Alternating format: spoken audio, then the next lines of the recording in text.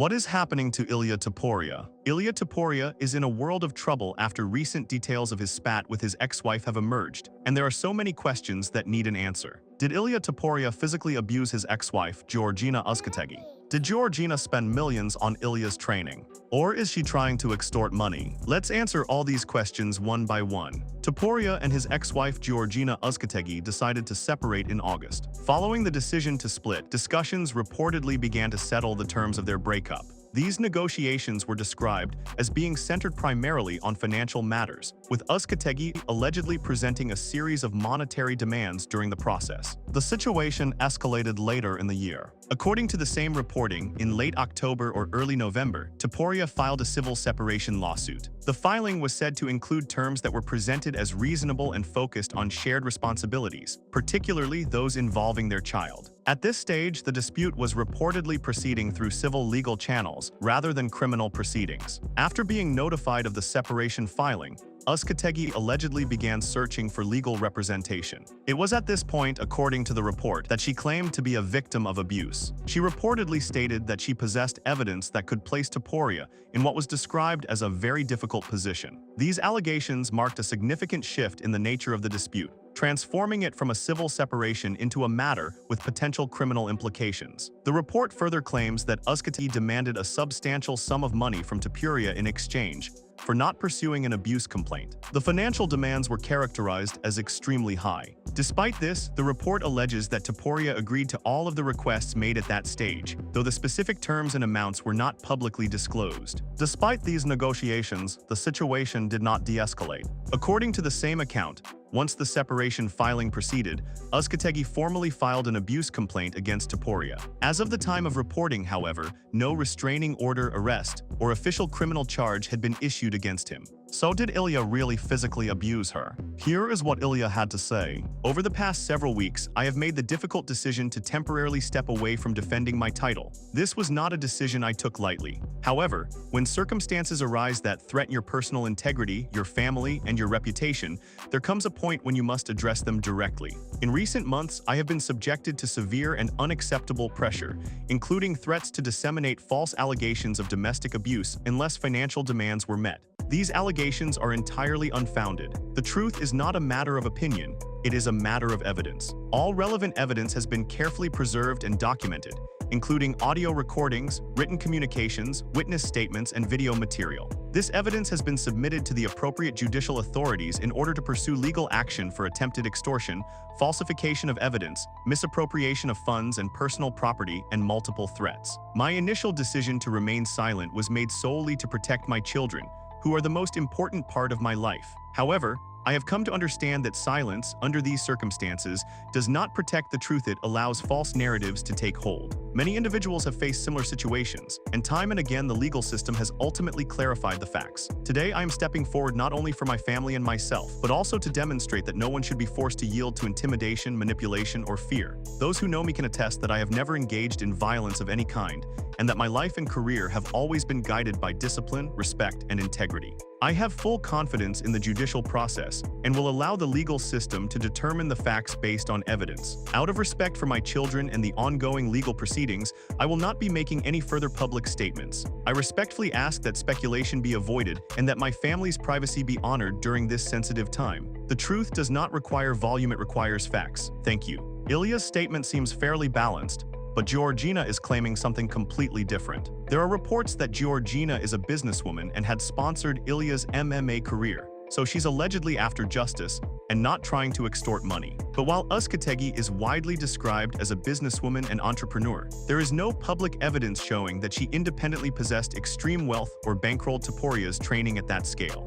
Media profiles indicate that Uzcategui has been involved in business ventures, including work related to real estate, energy, and brand management. She has also been described as playing a role in managing aspects of Topuria's career and public image. However, none of these reports provide documentation or financial records, suggesting she funded his career with millions of dollars. Uzcategui's income is generally described as supplementary rather than primary. Assertions that she comes from an ultra-wealthy background or personally financed Topuria's rise largely originate from social media speculation and online forums, not from court filings or established financial reporting. As of now, there is no verified evidence confirming those claims. So is Giorgina trying to extort money? Could be, but she's already done enough damage to Ilia's career. He is the current UFC lightweight champ, but has taken a break from fighting and might even have to vacate if he stays out for too long. Paddy Pimblett reacts to Ilia Topuria's issues. Despite Ilia Topuria's struggles, Paddy Pimblett, who will battle Justin Gaethje for the interim lightweight title soon,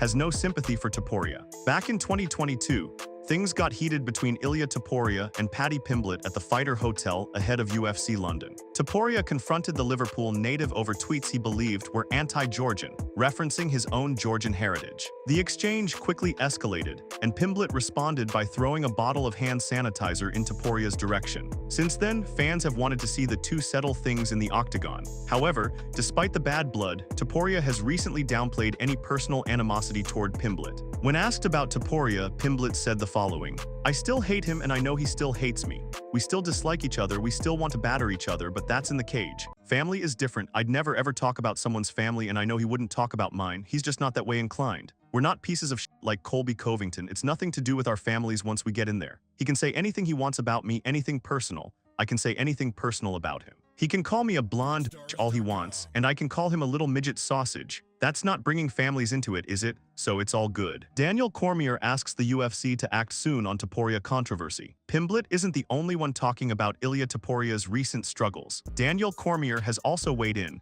saying the UFC may need to act sooner rather than later. According to Cormier, keeping the lightweight title tied up while Topuria remains inactive is a difficult decision, especially when there's no clear timeline for his return. A leniency in terms of how much time you could spend away while still holding on to the championship. I don't believe that that's the case today. I don't know that we have the runway to be as inactive and stay champion as we did before. I believe that Ilia Topuria still has a chance to,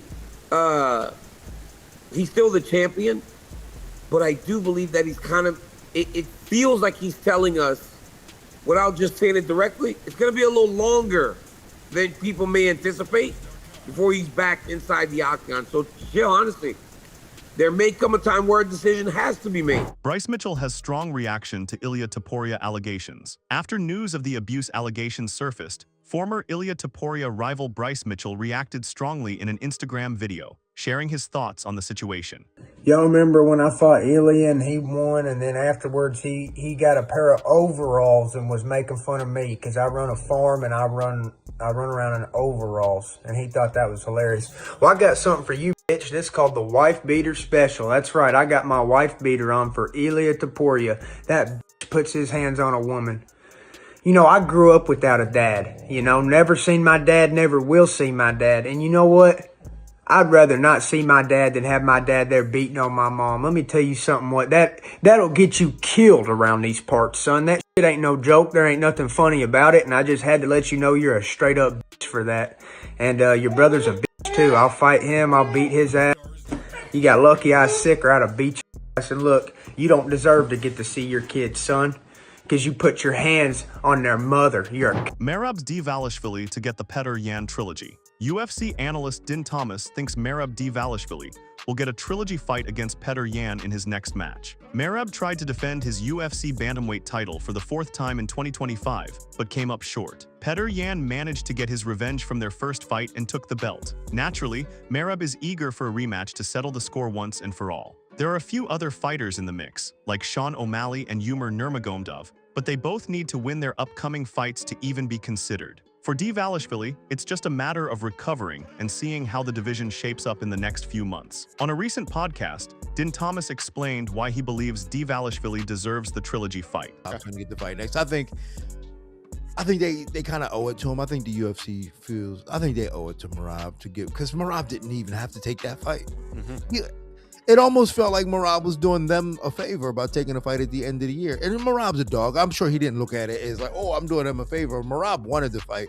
But I'm sure when the UFC, when Merab was like, yeah, I'll fight in the last show, I'm sure the UFC was like, now we don't have to worry about, booking a headline, and Merab will do it. Yeah. So I think that the UFC will give this one back to Merab. I think they'll give him the shot.